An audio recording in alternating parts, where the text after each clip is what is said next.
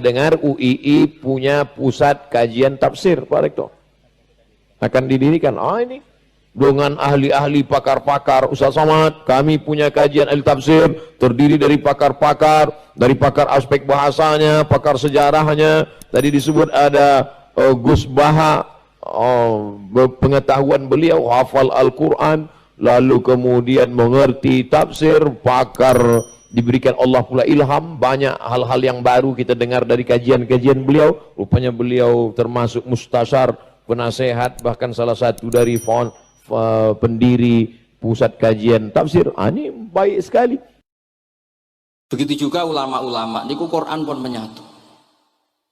Riyen ketika ada seorang, kalau bolak-balik cerita niki kersane jenengan latihan memahami Quran. Karena itu ilmu yang saya tekuni. Dulu Mbah Mun ngaos tafsir niku kalian Said Alawi pun Said Muhammad. Terus Mbah Mun mboten nate ngendikan kecuali berdasar Quran. Niku riyen tiang riyen, niku wonten napa mawon niku itibare kalian Quran. Harun Ar-Rasyid niku nate ditamoni tiyang ustaz. Cara sakniki radi mlete. Ya Khalifah ya Amirul Mukminin, ini nasihun lak. Famusyaddidun alika fala tajid fi nafsika syai'an. Saya nasihati kamu kemudian agak keras. Maka jangan diambil hati karena saya ini tegas keras. Apa jawabannya Harun Ar-Rasyid? Inna wa ta'ala arsala man huwa ahsanu minka ila man huwa asma'u minni. Wa ma'a dzalika qala ta'ala faqula lahu qawlan layyina. Allah Ta'ala itu ngutus orang yang lebih baik ketimbang kamu. Maknanya Nabi Musa ke orang yang lebih jelek ketimbang saya, yaitu Fir'aun. Itu saja ada aturannya. Faqula lahu qaulal layyina. Kamu maka harus halus.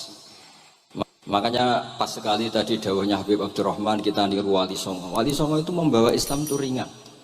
Wong yang biasanya keimangan sesajen, dhisik dikakno setan, saiki dikakno tangga. Wis pokoke terus dhisik dongane jamba-jambi sing menawa ana sing dihukumi syirik, saiki ditahlili. Dene tahlil kok iso diarani syirik ya terlalu. La ilaha illallah kok syirik ku piye Gus? Wong la ilaha illallah itu kalimat yang orang kafir saja menjadi muslim karena ngelafadzkan. Lah saiki gara-gara la ilaha illallah diwaca pitung dinane mayit wong dadi musyrik, koyoke rada aneh. Teori itu mboten ketemu akal. Akhirnya nggih gampang mawon, tidak merubah kultur yang ada tapi diubah. Napa? Diubah. Jenengan kalau cerita nih Rasulullah Shallallahu Alaihi Wasallam niku tidak merubah adat jahiliyah secara ekstrim, tapi Rasulullah niku mengemas dengan kearifan. Kalau tak cerita sidik, kenapa Nabi dipilih dari suku Quraisy? Suku Quraisy itu gak ada tradisi sahih. Kalau ingin menikmati perempuan itu ya nikah. Sehingga ketika Nabi dianggap aneh-aneh dakwah, itu kata orang-orang Quraisy, Muhammad kalau kamu ingin aneh-aneh itu karena ingin nikah. Kamu seneng siapa? Zawasnakah, kamu saya nikahkan. Sebab itu disebut adat-adat itu kamu saya nikahkan. Bukan saya carikan perempuan, bukan kamu saya nikahkan. Sebab itu adat-adat Quraisy yang termasuk dilem gitu. Mulai terutama teruntuk adatnya mbah-mbahnya Rasulullah Shallallahu Alaihi Wasallam. Niku tarakus sifaha falam yusikum aruhu min adami wa ila abihi wa ummi. Semuanya meninggalkan perzinahan. Hafidhul ilahu karomatal li Muhammadin abahul amjada saunal ismi. Niki penting kula aturaken kersane kultur kula wau sering jagungan kalian Habib-habib sing aos teng Mbah Mun. Wong Jawa nu mboten nate kawin ponakan, mboten nate kawin putrine. Niku nggih barokah Rasulullah sallallahu alaihi wasallam. Riyen kiai-kiai Jawa niku ngenalno mahram. Wong ora oleh nikah ambek putrine, ora oleh nikah ambek ponakane, ora oleh nikah ambek mbae. Sehingga wong Islam Indonesia niku mun dadi konsensus. Oh ya. Itu nikah itu sudah benar. Lah ini kalau cerita tentang kalangan tentang jenengan sedanten.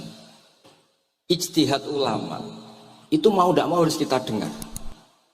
Niki kalau mau khatam mungkin kalau beri contoh beberapa. Niki termasuk yang didawakan beliau.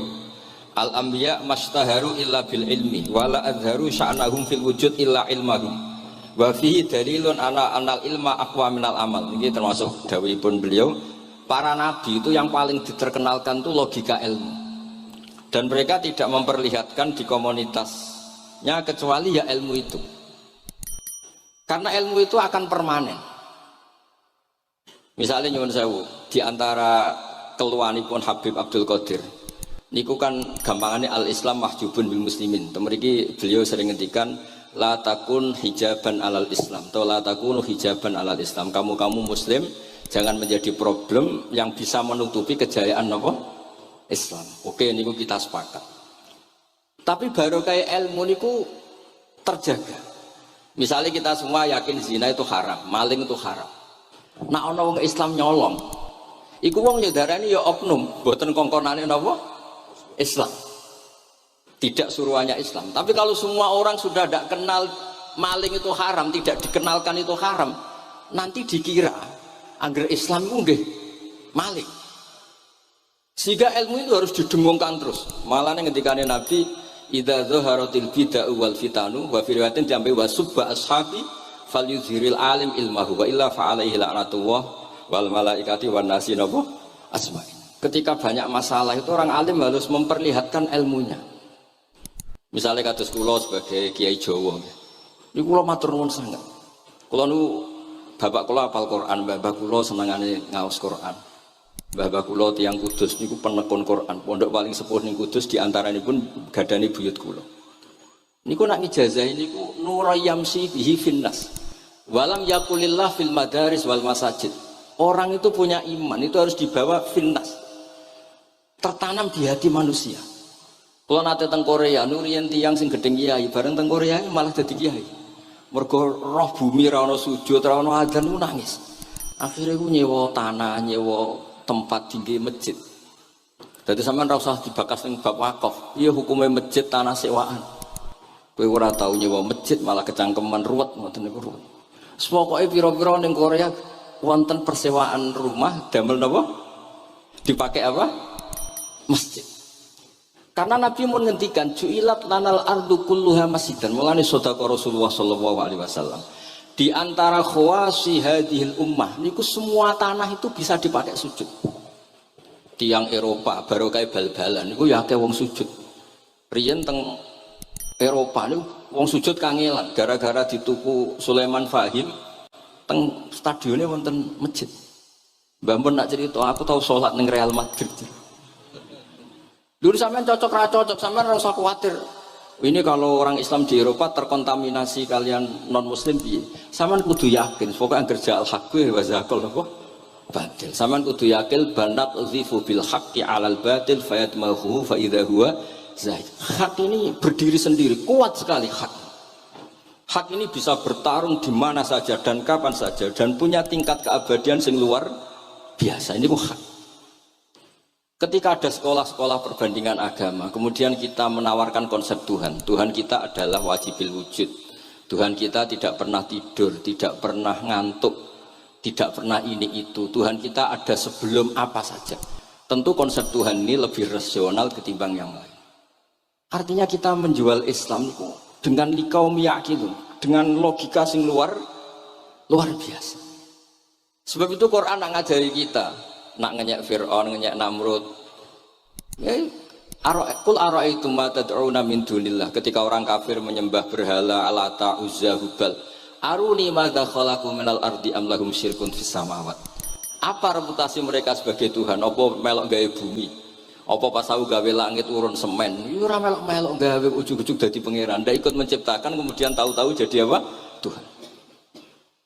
Tapi uniknya ini ceritanya kitab Ithafnya karangan pun Said Zabidi. Ini lagi-lagi dukung Habib Abdul Qadir tentang ilmu. Kenapa orang Islam disuruh baca sholawat Allahumma sholli ala Sayyidina? Itu Said Zabidi cara ngendikan begini. Islam itu ada. Itu setelah Nabi Isa dikultuskan seperti itu. Diangkat sedemikian rupa sampai dituhankan. Tapi Islam ingin umat Islam itu mencintai nabinya. Caranya gimana? Dilatih sholawat. Allahumma sholli ala sayyidina Muhammad. Allah tetap pemberi. Nabi Muhammad apapun topnya, apapun hebatnya, tetap yang diberi. Sehingga yang Tuhan jelas Allah, kekasihnya yang bernama Muhammad Shallallahu Alaihi Wasallam. Artinya mencintai nabinya, tapi tidak akan kecelakaan menuhankan nabi, karena posisinya jelas. Allahumma, Allah pemberi, nabi penerima. Dan selalu kita dilatih Muhammad dan abduhu wa rasuluh, hambanya. Kata abduhu adalah kalimatun fariqoh, kalimah yang kita tidak akan mengalami menuhankan seorang nabi. Kayak apa berkahnya hadatin, kayak apa berkahnya ilmu ulama. Makanya kalau setuju beliau ngendikan al-anbiya mastaharu illa bil ilmi wala adharu sya'nahum fil wujud illa ilmahum. Terus beliau ngendikan wa fi dalilun ala anal ilma aqwa minal amal. Ini kita baru kalian dawa-dawa beliau kula alhamdulillah khatam nggih. Cara kula nyari padanan di kitab-kitab itu mudah sekali karena ini ma'ruf masyhur. Terus di antara dawuhipun ngendikan karomatul ulama adharu min karomatil auliya. Ulama itu sekali keramat itu lebih zahir, lebih manfaat ketimbang keramatnya wali. Saya masih ingat bapak saya kalau ngendikan terkenal wali sing untung dekne kata bapak. Ini bapak Guyon. Tapi wali basa Jawa loh, ndak wali yang di kitab-kitab itu ndak. Kalau Anda terkenal wali itu yang sowan banyak, apalagi yang nyalon bupati gubernur. Itu pasti gula Anda banyak, uang Anda banyak. Dan yang untung Anda. Tapi kalau Anda terkenal ulama, ahli fikih, kados bil faqih itu babahnya ahli fikih. Sampai disebut Ustadz Al-Faqih Al-Muqaddam. Jadi beliau enggak diundang Habib saking terkenal ahli fikih, disebut Al-Faqih Al-Muqaddam, saking ahlinya fikih. Kalau Anda terkenal alim fikih, oh, saya kalau tanya khed sama siapa? Sama Bahak misalnya. Mau tanya halalnya penyembelian sama siapa? Sama orang alim itu. Mau haji tanya siapa? Sama orang alim itu. Sehingga yang untung itu Islam, karena ada masail fikih yang bisa diketahui lewat ulama.